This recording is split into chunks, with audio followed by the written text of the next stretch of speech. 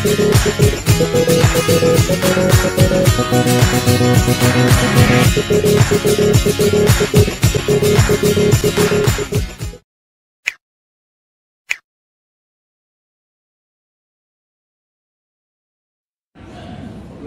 SKS tuh? Saya kemarin dikasih bukunya, jadi saya baca secara cepat. Ini buku yang bagus menurut saya, Mas. Tepuk tangan dong sekali lagi untuk Mas Hamid. Karena seperti tadi dikatakan, memang dibutuhkan buku seperti ini untuk benar-benar membuat kita lebih mengerti terhadap calon presiden ya. Seorang calon presiden, yang menjadi gambaran visi dia. Mungkin tidak secara detail benar ya, tapi kita tahu arahnya tuh. Seperti sebuah gambaran yang bukan umum sih, cukup operasional juga. Cuma bisa dibilang, saya yakin ya bahwa Pak Ganjar seperti inilah. Saya udah baca bukunya, kurang lebih 100 berapa halaman deh, 120 halaman, 120 halaman ya. Jadi bisa menangkap kurang lebih apa yang menjadi rencana Pak Ganjar, karakter dari beliau sendiri ketika kita membaca buku ini, khususnya dalam beberapa hal yang paling pokok tadi yang menjadi prioritas beliau itu ada soal hukum, ada soal ekonomi tadi dijelasin, ada soal tentang agama, lalu pertahanan keamanan, luar negeri, dan tentu saja yang menjadi mungkin topik yang bisa saya share tentang seni dan mungkin budayanya Mas Butet mungkin lebih ngerti lagi, lebih menggarisbawahi. Saya tertarik dengan pertama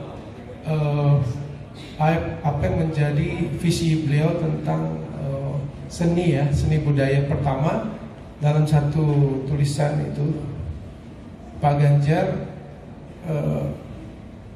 mengatakan di situ lewat buku itu bahwa seni budaya itu tidak boleh hanya menjadi bagian atau didominasi oleh seniman atau budayawan saja, tapi harusnya menjadi bagian yang alami dari masyarakat Indonesia. Kenapa? Karena melalui seni dan budaya itu manusia dihaluskan cara berpikirnya, perasaannya, dan manusia memanusiakan manusia.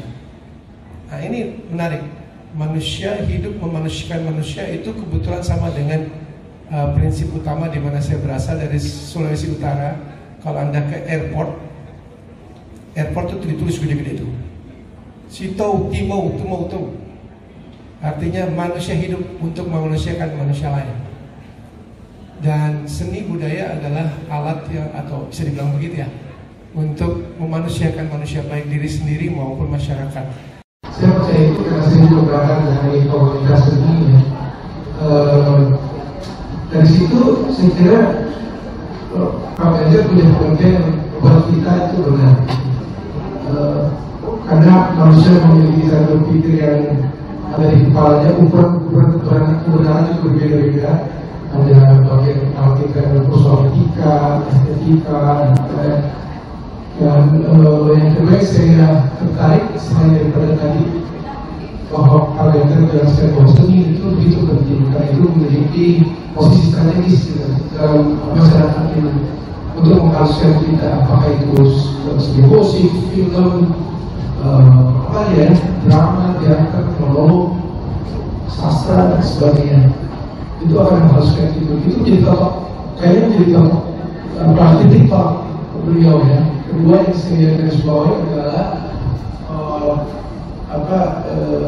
keinginan untuk ketika nanti diberi kesempatan untuk membangun dua hal, aksesibilitas untuk orang bisa menikmati seni itu sendiri ya.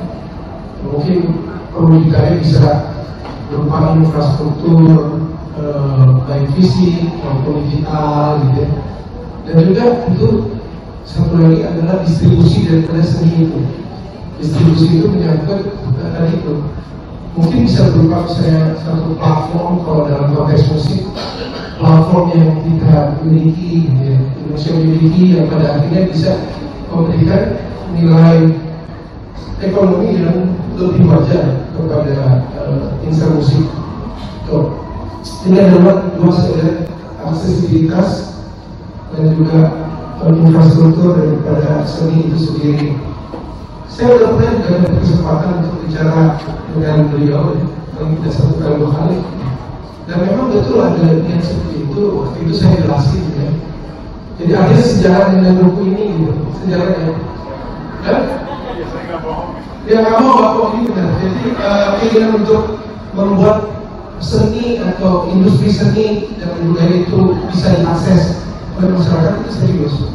Jadi bentuknya bisa dibilang apa tadi ya? Kalau pertunjukan, lalu membuat pertunjukan itu bisa lebih berbeda.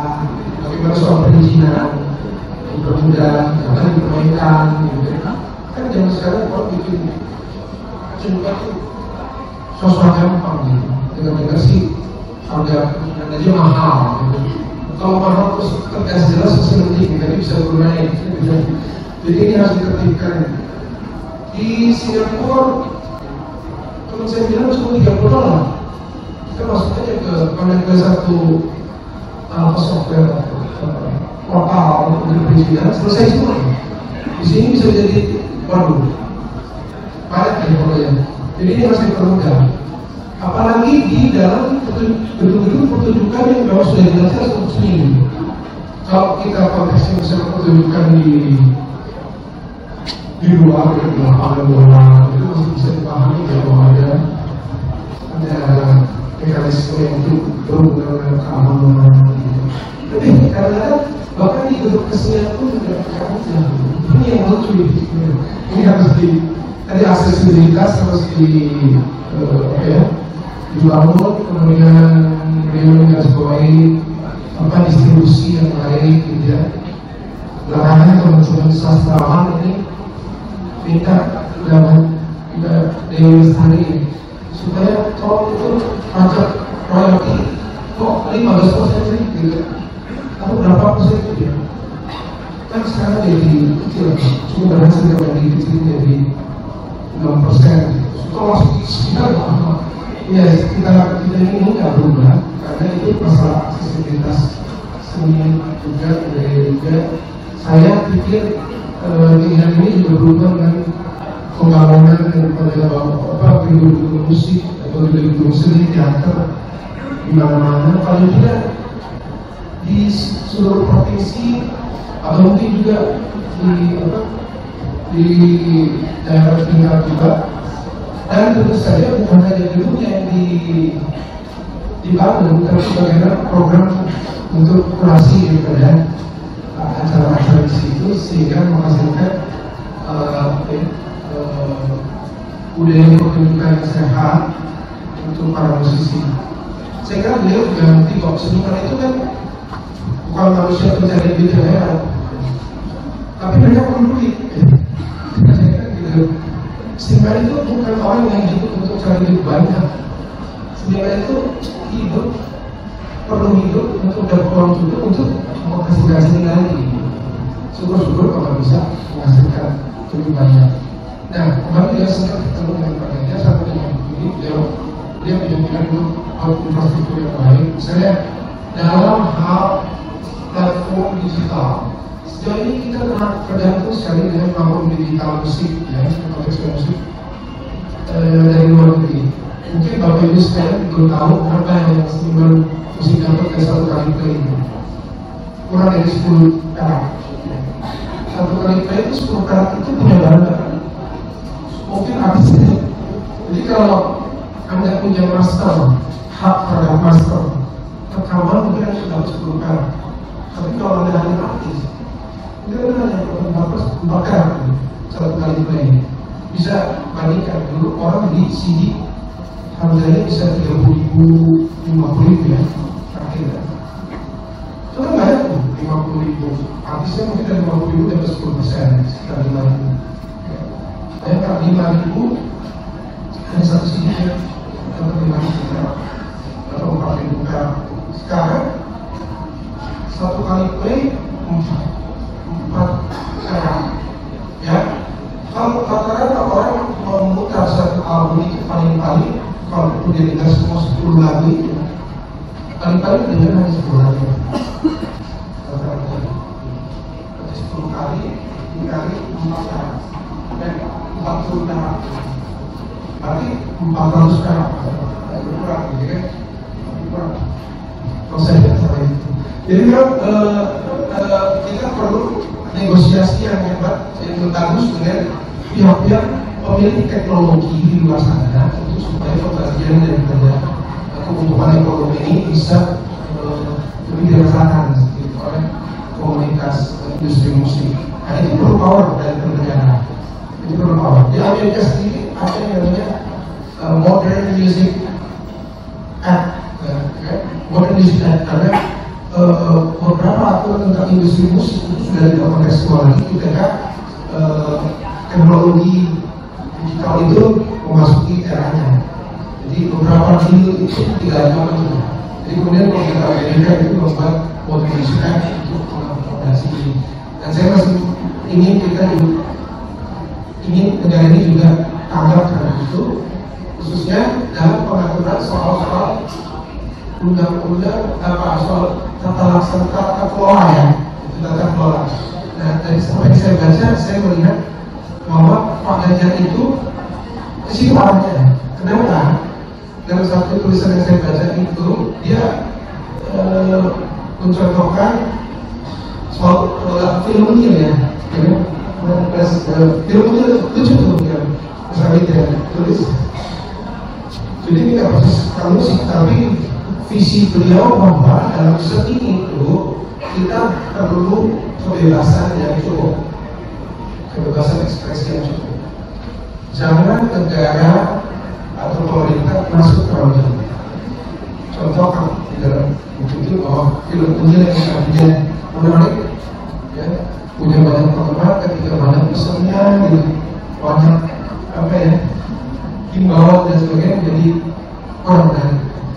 Jadi pada dasarnya yang dikehendaki oleh seniman, saya kira para musik adalah kebebasan yang cukup, dan Pak Ganjar bisa melihat itu. Dan satu kalimat dalam buku itu yang katakan seni harus mekar secara alami pada dirinya, jangan dibebani dengan segala macam. Sebetulnya demikian juga budaya. Nanti mungkin Mas Bia bisa lebih lagi. Kemudian juga budaya harus ada keseimbangan yang sehat. Ya begitu ya. Keseimbangan sehat antara penerimaan kita tentang lebih luar dan juga kekuatan kita atau penguatan kita atas budaya sendiri. Dan kalau melihat bahwa Pak Ganjar itu tahu batasnya negara itu terhadap seni ya, artinya tidak terlalu jauh sampai kebablasan untuk mengatur konten dari presiden, dan itu kan sangat berbahaya. Kenapa saya katakan demikian? Beberapa tahun lalu, saya harus sebut inisiasi. Beberapa tahun lalu ada rancangan undang-undang yang coba dibuat untuk permusikan, namanya rancangan undang-undang permusikan. Ya. Nah, rancangan undang-undang permusikan itu akhirnya batal. Padahal sudah masuk prolegnas, karena mendapatkan tentangan dari komunitas musik. Kalau tidak ada individual, dapat tekanan. Kesalahan yang paling awal di satu sisi mungkin ada banyak yang positif, adalah dalam konteks judulnya. Ketika ada judul undang-undang permusikan, maka ada kecenderungan untuk mengatur konten daripada musik itu sendiri, dan itu bisa membuat ini semua salah arah. Pada hari ini sebetulnya industri musik dan budaya saya kira membutuhkan arahan yang jelas bahwa khususnya musik atau film yang diatur adalah tata kelola, karena tata kelola industri yang rapi, yang bisa mengakomodasi semua pihak, antara katakanlah hari ini ada konflik antara pencipta, ada performer, penyanyi dan sebagainya. Itu bisa tadi dengan dua hal, undang-undang cipta yang lebih sehat, lebih baik, dan juga tata kelola industri yang besar yang katakanlah tadi bisa membela kepentingan dalam negeri terhadap power atau kekuatan atau bargaining position dari industri besar pendidikan teknologi luar negeri, ya, gitu. Atau mungkin dari satu undang-undang seni ini ada dorongan supaya pemerintah mengalokasikan sumber daya untuk supaya membangun suatu infrastruktur digital yang baik yang akhirnya bisa menguntungkan kita menguntungkan pelaku industri. Saya kira seperti itu kalau saya baca, dan ya tentu buku ini memang nggak bisa detail sekali, tapi yang menarik adalah bahwa buku ini 120 halaman, 120 halaman, 113 halaman ini sangat bagus untuk masyarakat dapatkan dan akses untuk lebih mengenal pikirannya, pola pembangunan yang akan dilakukan, prioritas yang akan dilakukannya. Saya kira segitu dulu. Terima kasih. Ya, terima kasih Mas Wajib. Namanya hanya mengupas, tapi juga curhat sekaligus ya Mas ya. Mengenai paksaan beliau mengenai pikiran Pak Ganjar yang sejalan dengan seni, yang bukan hanya milik seniman seorang, tapi juga seni.